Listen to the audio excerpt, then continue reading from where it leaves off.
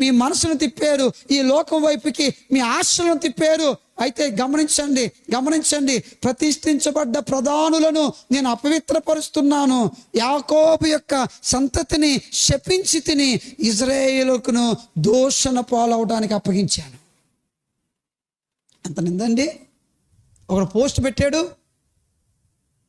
ఇజ్రాయేలును కాపాడువాడు కునుకడు నిద్రపోడు కదా, ఏడి మీ దేవుడు అని ప్రవీణ్ ప్రగడాల శవాన్ని ఆ బాడీని పెట్టి ఆ పైన ఈ వాక్యాన్ని రాసి, ఏడు మీ దేవుడు.